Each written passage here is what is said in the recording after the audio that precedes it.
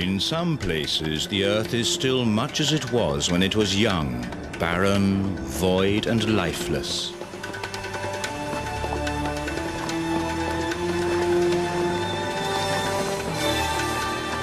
Yet it is here that the very source of life is found, the substance encrusting the wounds of the earth. Without it, our planet would be as dead as the moon. Life depends on this substance as much as it depends on water.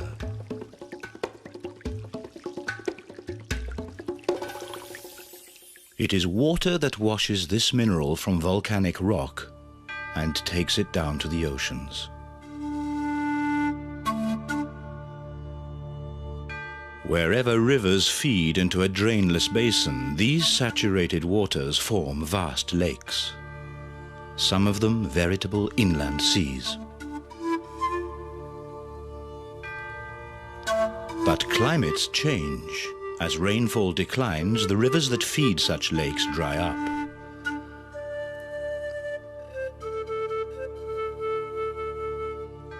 Wind and the power of the sun evaporate even large bodies of water.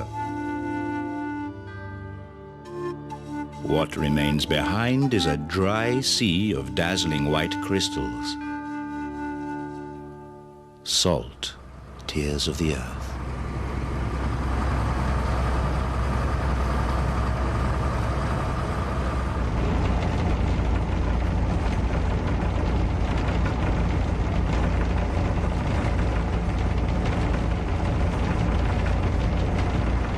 The Altiplano is vast, always a little vaster than people can imagine.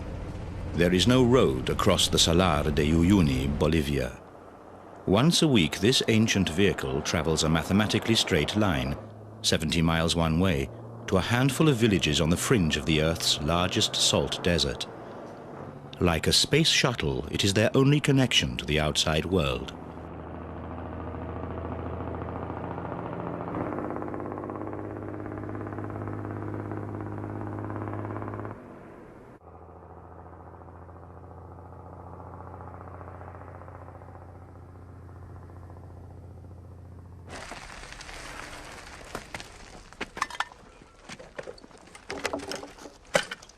Salt is the essence of life, and nowhere is this as true as in Colchani. Absolutely everyone here lives from the salt trade. In the early morning, Lirio Ramos and his son Luis ride out to the flats to harvest fresh, pure salt. There's salt enough, 64 million metric tons of it. But it is hard to get at. This is the uttermost end of the earth.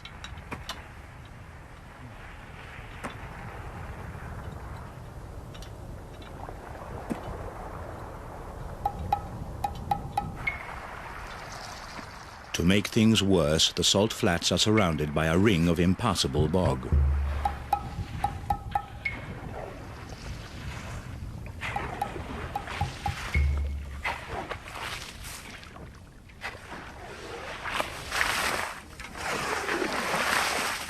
The pace of the work may seem leisurely, but it isn't. 11,000 feet above the sea, the air is thin. Every shovelful seems twice its actual weight. In fact, the men are in a great hurry. Salt can only be harvested during short periods when conditions are right. Often the salt pans are either flooded with meltwater from the Sierras or sealed by ice. The sun is brutal, its power magnified by the dazzling crystals.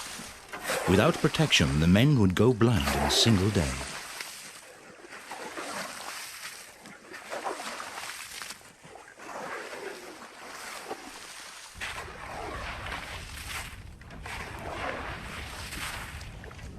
Each heap of salt weighs 1 metric ton. Lirio knows by instinct how big a heap must be. Each worker marks his heaps with his initial, so the settlement is clear when the truck comes once a week to collect the salt.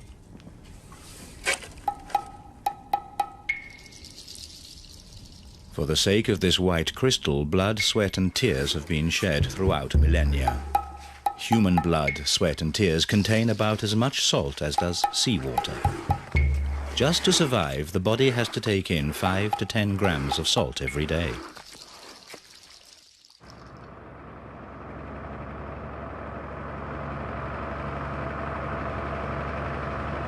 The truck is half a century old.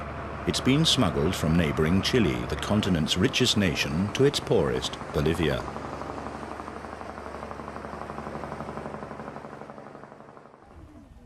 Chilean companies produce salt in a big industrial way, harvesting even in Bolivia and making salt a cheap commodity.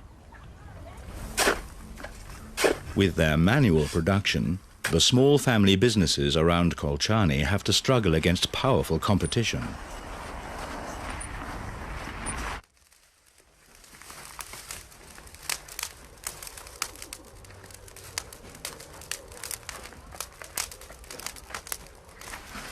The wet salt needs to be roasted.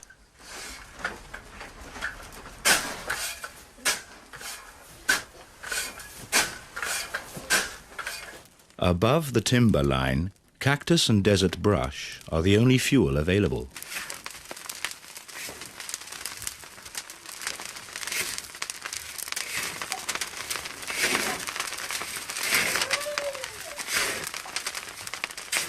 A handful of iodine for each shovel of salt. Dosage is played by ear. The price of the iodine is forbidding, but adding it is required by law. To buy 1 pound of iodine, the family has to sell 300 pounds of salt. The ancient mill grinds down the coarse crystals into the iodized, free-running table salt we pour from our shakers at every meal.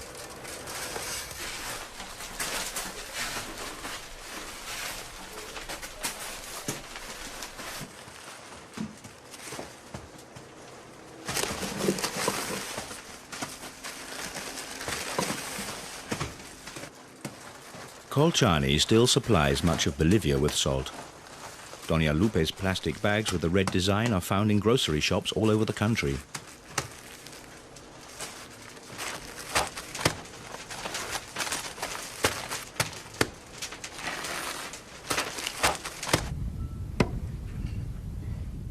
A few miles towards the center of the Salar de Uyuni, the salt crust is compact.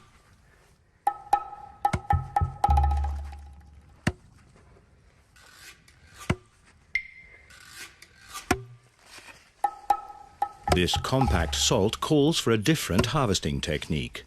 With incredible precision, Wilfredo hacks furrow after furrow into the crust.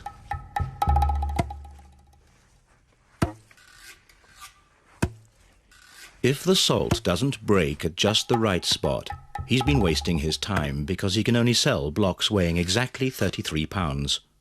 The thickness of the salt crust changes every year, depending on rain and snowfall and the number of sunny days. Each year, fresh brine from the volcanic sierras adds a few inches of salt to the crust. Those annual layers are marked by the dark lines in the blocks.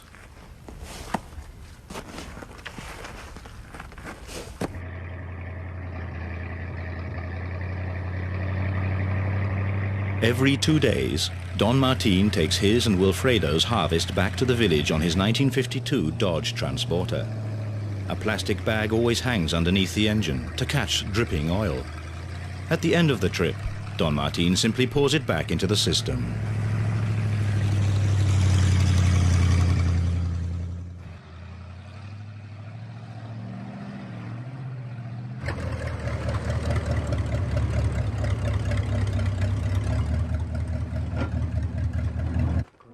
Juana, Wilfredo's wife, keeps the books, pays the workers, and hires the truck drivers who take the salt blocks on their long trip across the Altiplano. 3 facts made salt the first trading commodity in human history. Wherever people lived, they absolutely needed salt, so it was precious. The amounts needed were small enough to carry over long distances. And salt is durable. It was the closest thing to money before money was invented. Yet big money is not the outcome for Wilfredo. Only once in 3 years can he afford a new pair of trousers. While the trucks are being loaded, a herd of llamas is waiting to take salt to the most remote settlements of southern Bolivia. 20, 30, 40, 45. 45.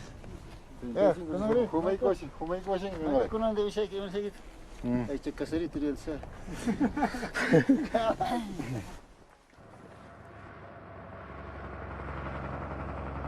At the other end of the desert, the bus makes a stopover at the village of Hirira. It runs 3 days a week. Then the driver, who is also a mechanic, rests for 1 day. Another 3 days are spent on repairs to make sure the ancient vehicle will not leave its passengers stranded in the middle of the salt flats.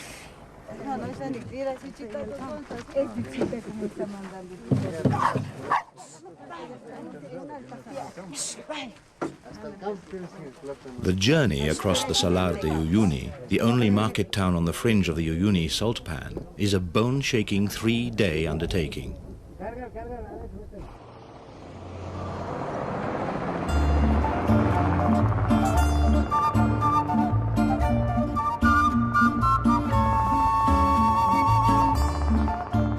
Even though the only 3 fords across the swamp are marked and fortified, surface water makes the ground treacherous until long after the rainy season.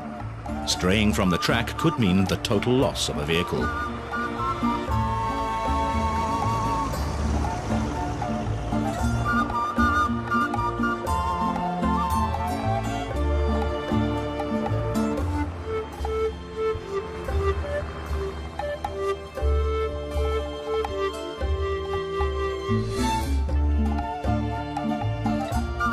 Since workers on the salt flats can't count on a regular income, they harvest from the first dawn until night falls.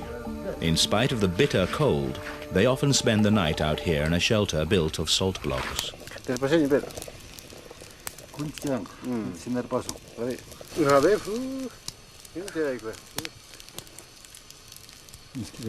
Some of the campfire tales are thousands of years old. Pachamama, the Earth Mother, had to flee from her furious husband. On her flight, she was separated from her children. Crying with sadness, wherever she rested, the goddess shed her tears on the land. These are the salares, the many salt lakes in the Andes, the tears of Mother Earth.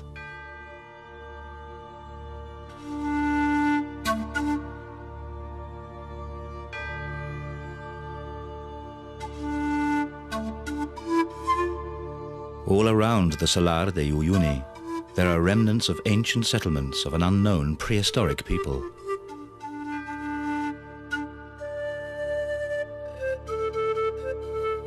The ghosts from a distant past remind us that higher civilization only became possible because of salt and near salt deposits, on the Altiplano, as well as in other parts of the world.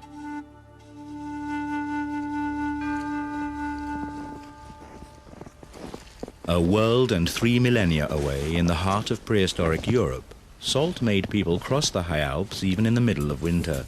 The white crystal was considered almost as precious as gold.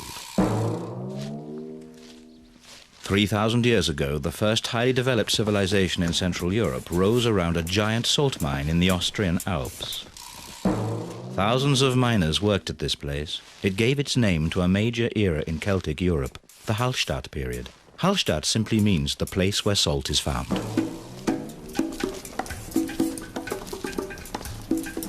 The Hallstatt miners left enigmatic heart-shaped marks in the ancient tunnel walls. Here, prehistory comes to life and at the same time poses riddle after riddle. This thick rope made from bark fiber disappears directly into the rock in the old salt workings. A forgotten thread of history, picked up again by archaeologists.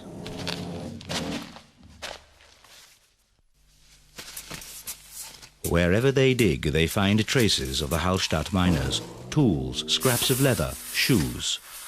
One day, they hope, they will find a man in the salt, a natural mummy, as well preserved as the Iceman.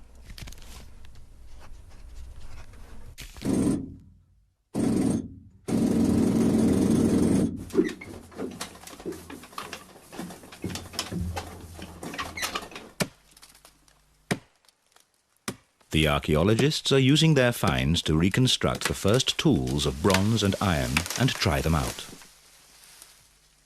These axes are brand new, but they are hand-forged after a design that is 3,000 years old.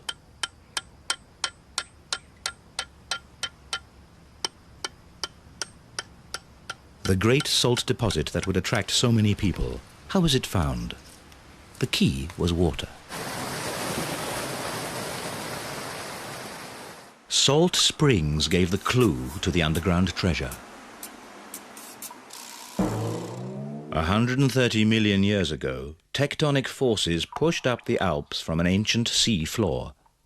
Billions of tons of seawater evaporated, creating the mighty salt deposit that was eventually buried between folding and doubling rock strata.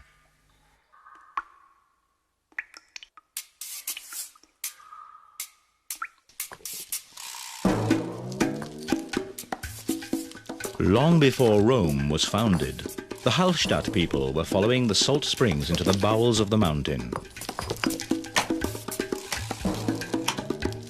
As early as 1200 BC, the new metal tools of the Bronze Age made mining possible.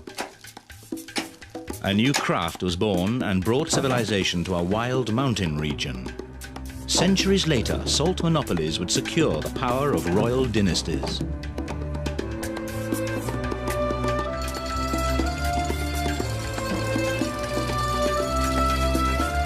Industrial mining methods in the 20th century made us take the salt on our dinner tables for granted.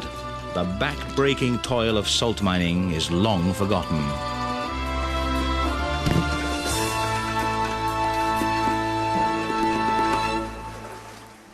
Salt is still being mined here today, which probably makes Hallstatt the world's oldest enterprise. Through a system of channels, cavities are filled with water to wash the salt from the rocks. When the brine is saturated, it is pumped out of these chambers.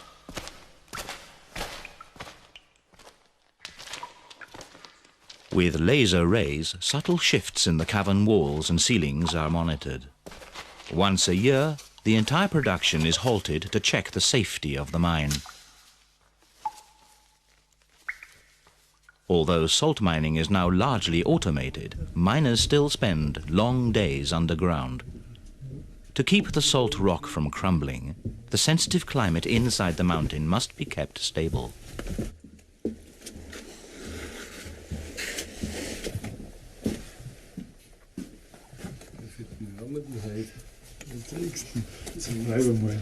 Humidity, temperature and oxygen content are constantly controlled. 15 kubikmeter. 15. 7 Grad. 7 Grad. Und 62 Luftfeuchtigkeit. 62, jawohl. On these inspection tours, the mine foreman and his assistant make a lot of mileage. The only lane down here is the fast lane.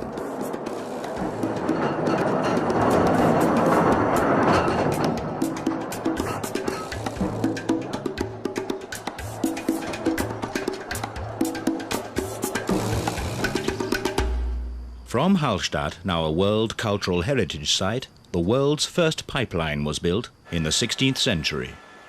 Today, high-tech dominates the scene. Using its own state-of-the-art evaporation system, the mine produces 800,000 tons of pure salt a year.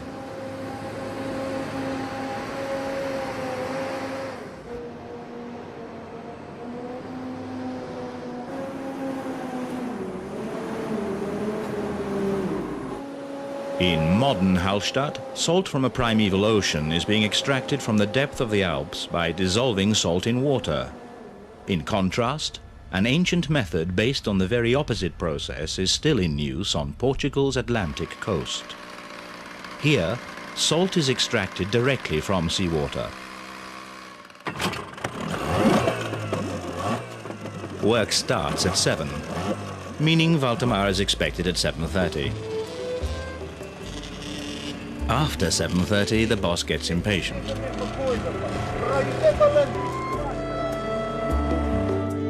The tide sets the pace, and it will not wait for anyone. Felisberto Forte keeps strict discipline. For 60 years, the president of the Aveiro Salt Cooperative has been going out to the salt gardens with every incoming tide. Naturally, he has little understanding for latecomers.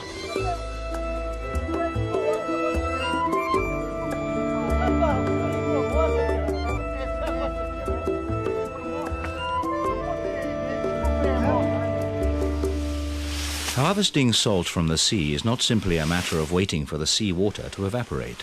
It is a sophisticated science, passed on from generation to generation since Roman times, and it is far more complex than it seems.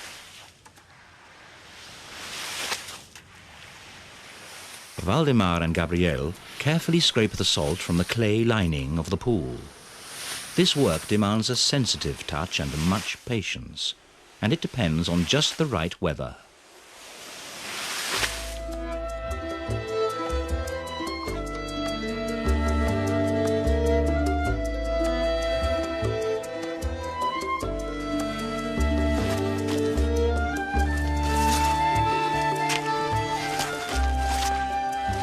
Each week, the last in a sequence of 8 pools is ready for harvest.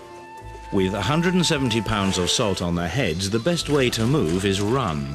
The man with a full basket has the right of way. Stopping would mean dumping the load or breaking his neck. And there is haste too. Only a few men can work here at the same time. And the harvesting season only lasts from July to September. Then the autumn rain will flood the salt gardens. Before salt was produced in a big industrial way and shipped around half the globe, people in many places of the earth needed to toil excessively for this necessity of life.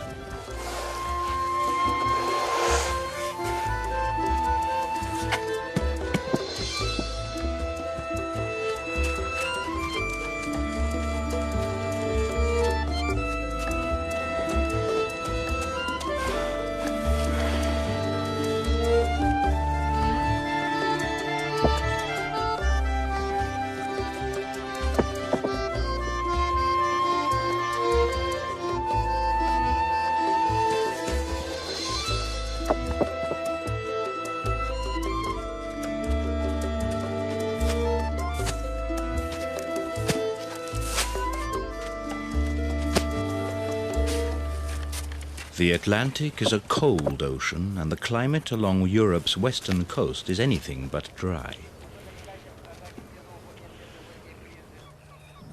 To harvest salt here requires great human skill and effort. And just that may bring on the end of the salt harvesting in Portugal.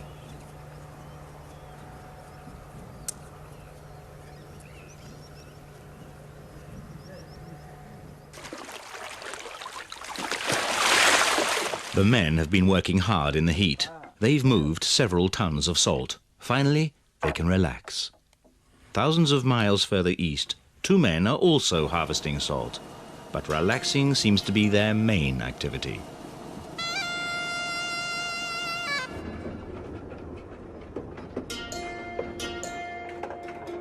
The chief engineer of the Turkmenistan Salt Company drives his goods train across a vast lagoon on the coast of the Caspian Sea. This natural salt garden is the richest salt deposit in the world. Treasure Bay, Lenin called it.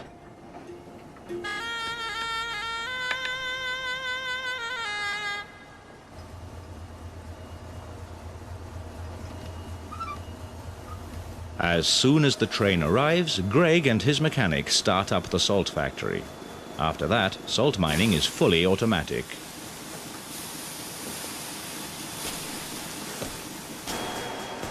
At least as long as the old lady can keep it up. She's been in service for 15 years, twice as long as expected.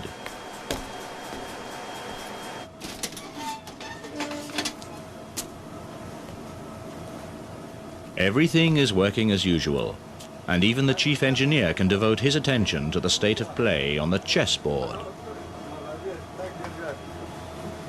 Meanwhile, the salt machine untiringly loads carriage after carriage. Each one holds 10 tons of salt and takes only a few minutes to fill up.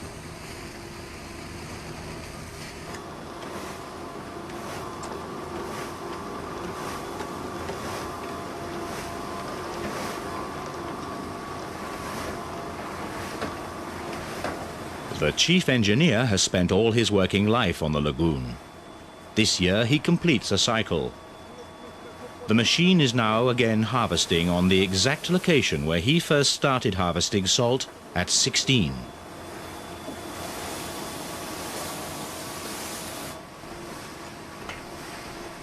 It takes an experienced man like him to keep the machine running, because there are no spare parts. Made in the Ukraine, it dates from the days before 1991, when Turkmenistan was a Soviet republic.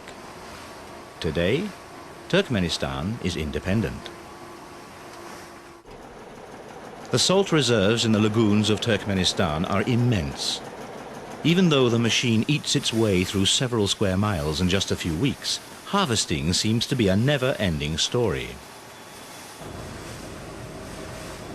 The salt is constantly replenished by fresh seawater that flows into the shallow lagoon from the Caspian Sea and then quickly evaporates into the sky in this extremely dry climate.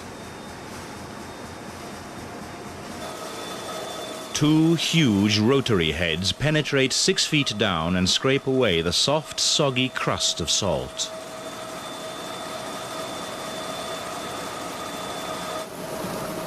On the other side, the machine spits out the excess water. In the arid climate of the surrounding steppe, it takes about 25 years to renew the salt that has been harvested, exactly the time the chief engineer has spent out here.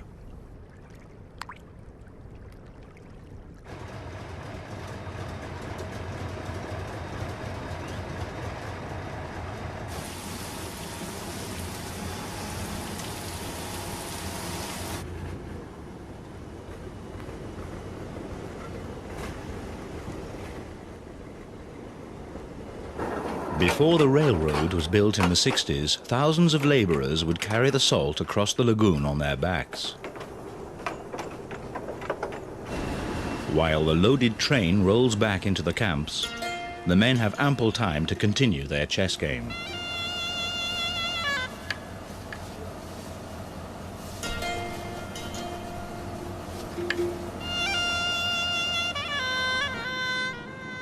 Nowhere in the world is corrosion as aggressive and rapid as here. Vladim needs oil and more oil as well as expert knowledge to keep the venerable machine in working order. The relaxed atmosphere of the chess game is deceptive. Only natives of the Kazakh steppe have been able to endure this harsh climate.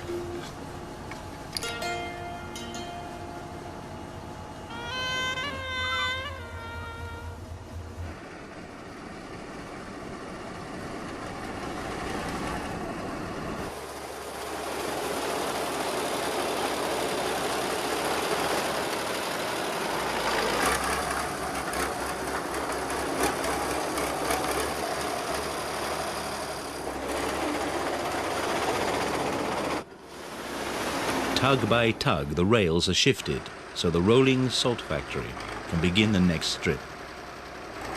These are the only mobile railway tracks in the world.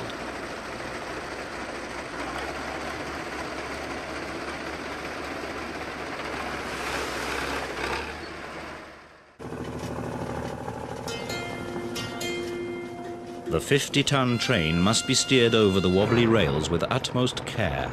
The surface is often unstable because of flooding and hidden cavities. If a single carriage is derailed, the whole operation grinds to a halt.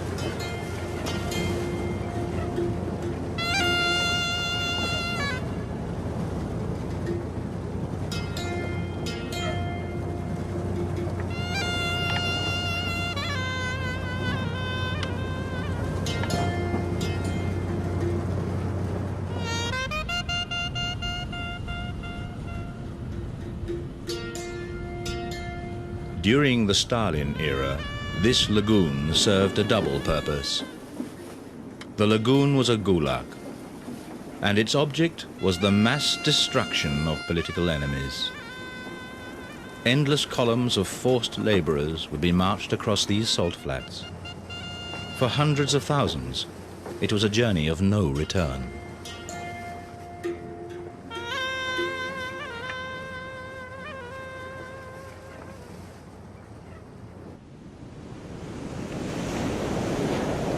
Back in Portugal, evaporation is only a fraction of that on the Caspian coast. The flooding of the salt gardens has to be defended against the tides.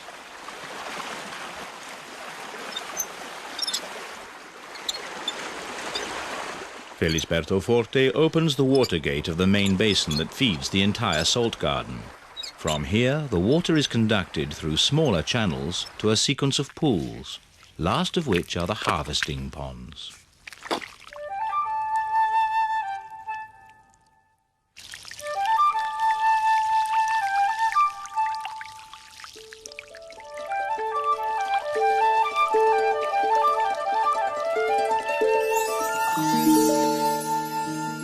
Step by step, with every new basin, the salt concentration gradually increases. Sun and wind slowly evaporate the water until the salt begins to crystallize.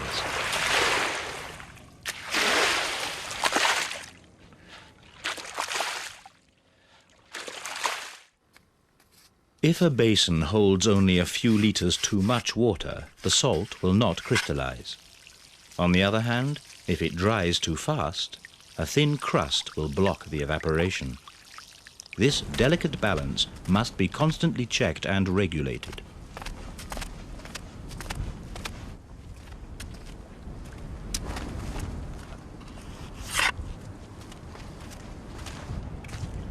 Felisberto is 73 years old. He and his aides have spent a greater part of their lives working outdoors near the seaside, under the constantly changing sky of the Atlantic coast. But there are places where the weather hasn't changed in 1,000 years. 400 feet underground, the salt pits of Wieliczka near Krakow, Poland, have been the workplace of countless generations of miners.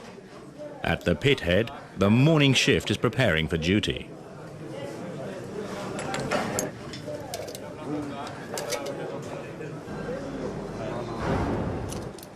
Although these men are going down into an ancient salt mine, their job is no longer to mine salt. It's to defend 200 miles of existing underground passages against the destructive forces of the mountain.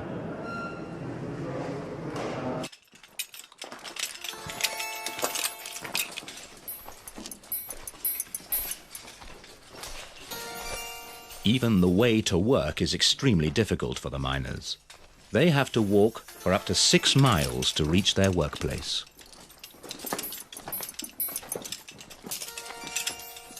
Shafts and tunnels are being conquered back by the salt, with crusts and crystals relentlessly encroaching through the walls.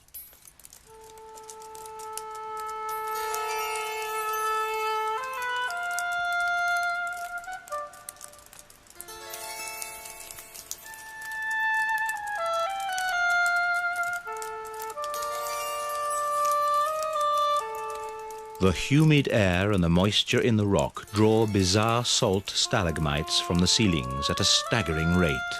One can almost watch existing contours disappear under tons of brittle lace.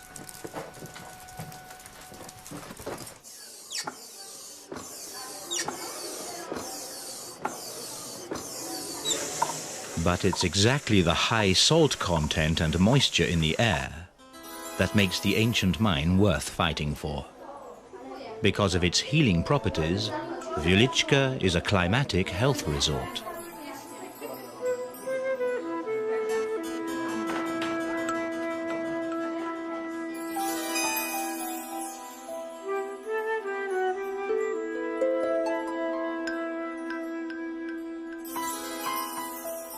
A 100 years ago, a health visit to the salt mine was a fashionable outing for privileged aristocrats. Today, the salt sanatorium is open to anyone in search of health.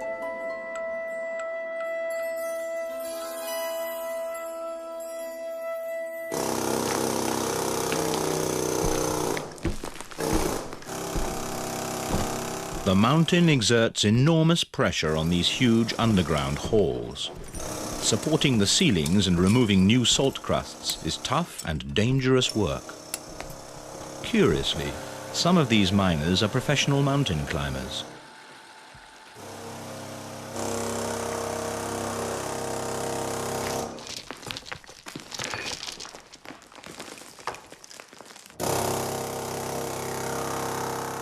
This is not just a case of propping up old workings. Here, a World Cultural Heritage Site is being saved. From the 14th century, in keen competition with Hallstatt, Wieliczka had supplied half of Europe with salt.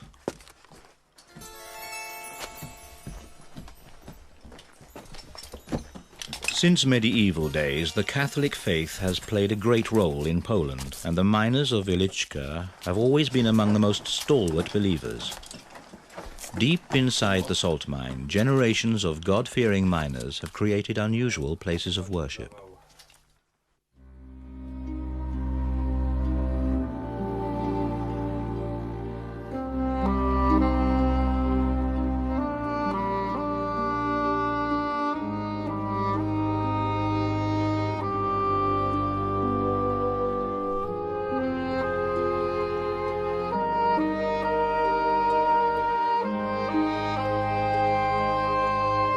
Everything, pillars, statues and altars, is made of salt, and thus inexorably doomed to ruin. The high humidity gradually dissolves all contours.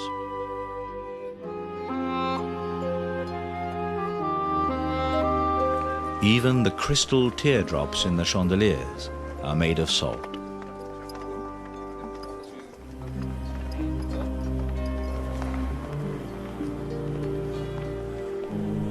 This is an inverted cathedral, not erected stone by stone, but hollowed out from inside the salt mountain.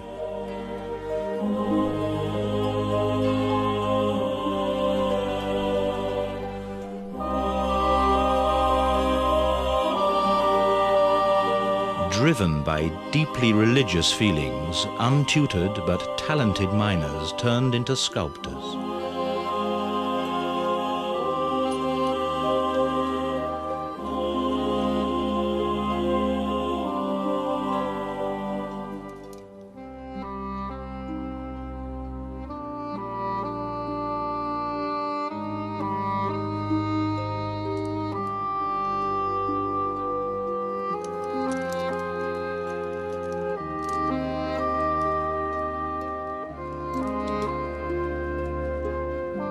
In the chapel of the Blessed Princess Kinga, masses and miners' weddings are celebrated to this day.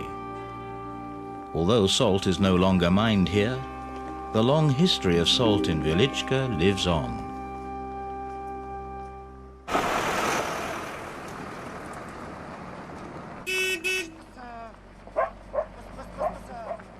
An ancient tradition may soon be altogether lost in the Bolivian Andes. A few years ago, llamas were almost the only means of transport. Today, the llama caravans are literally being pushed off the road. This could be one of the last caravans. Maybe the last one.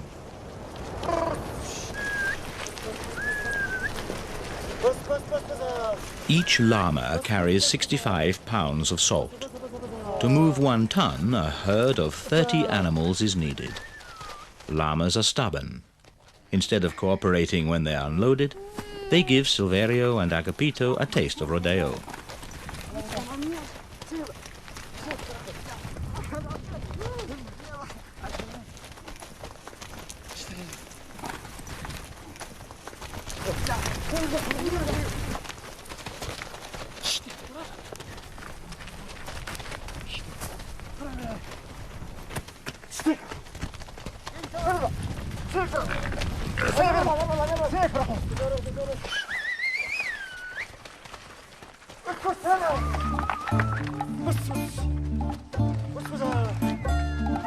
But the llama's obstinacy also has an advantage.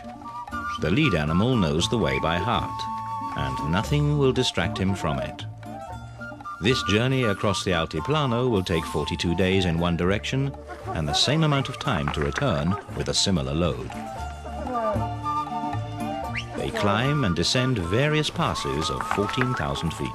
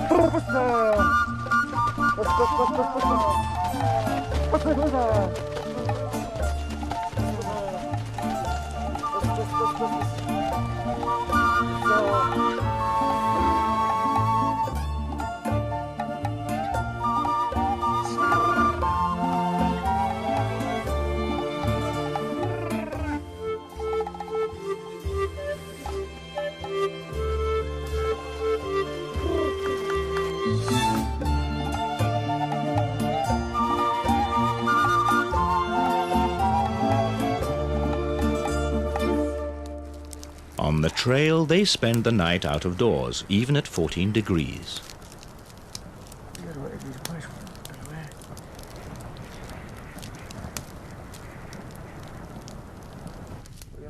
In the morning, the llamas' coats are thick with frost. It takes 2 hours to catch and load the willful beasts after their nightly search for grazing.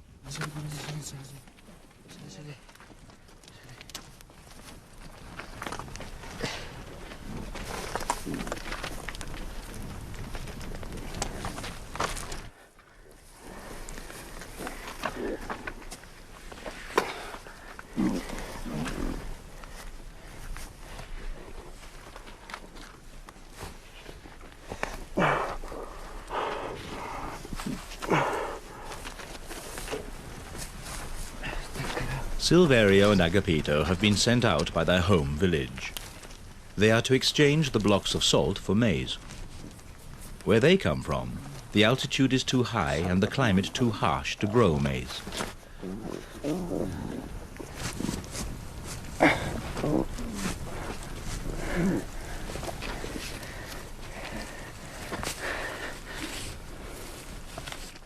The llama caravan only covers 10 miles a day. But after the 3 months round trip, the animals need the rest of the year to recover from their exertions.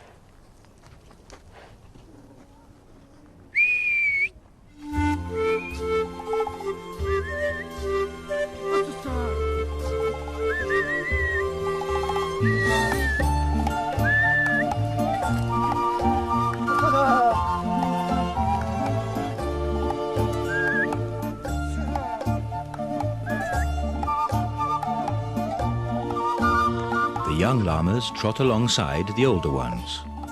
Eventually, every animal in the herd knows the ancient trail across the Altiplano. This is where the barren Altiplano ends. Further down the mountainside, the steaming jungle begins. Half the journey is over.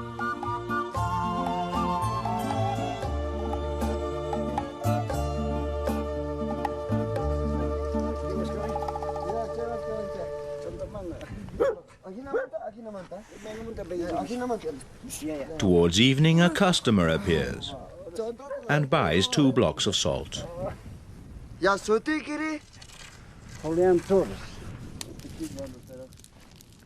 Silverio keeps a careful record of the sales. He's responsible to his village community at home.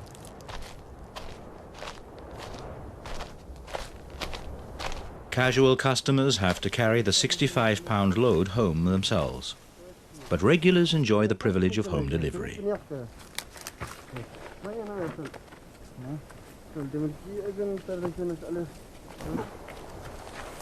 The 2 young men have to carry the blocks on their backs. The llamas sense the humid jungle climate and refuse to go a step further.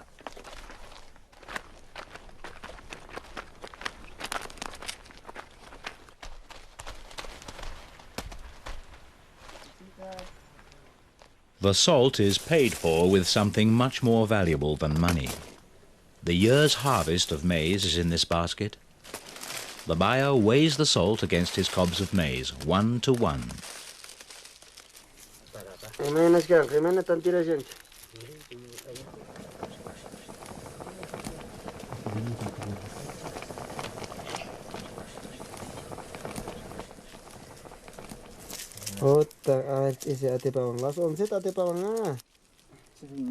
To lighten the load on the homeward journey, they separate the grains from the cobs on the spot.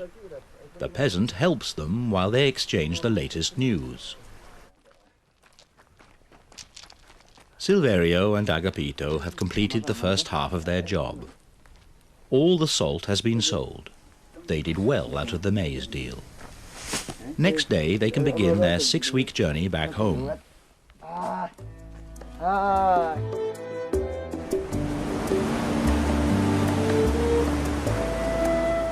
In Portugal too, the year's work on the salt mine is nearing its end. Violent rainstorms are the harbingers of autumn.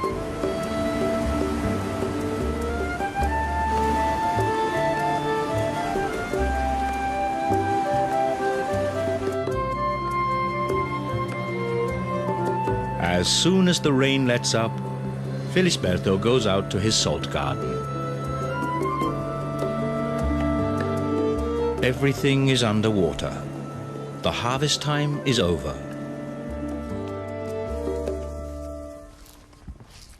The heaps of salt made in the summer have been protected against the wind and the rain with a layer of straw. Now they are waiting to be taken to a dealer's storage house.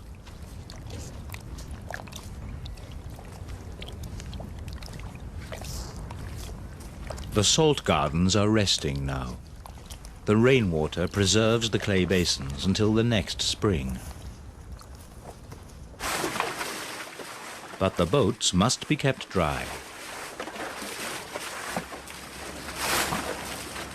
The salt workers are not paid for their months of toil until the salt has been sold. But now Felisberto has come to a deal with an old customer.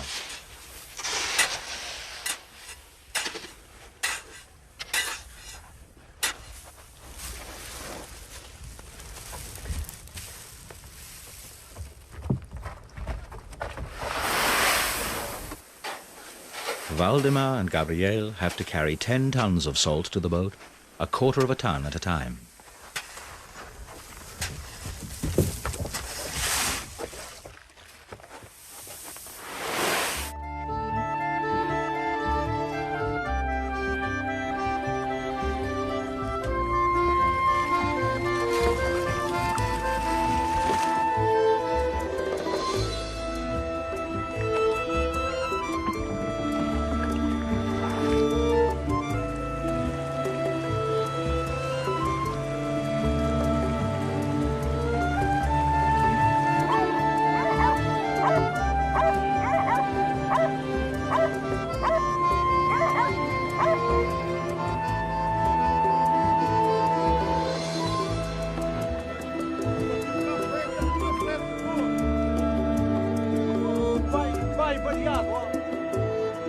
A year's harvest of salt is completing its journey from the sea to the storage house.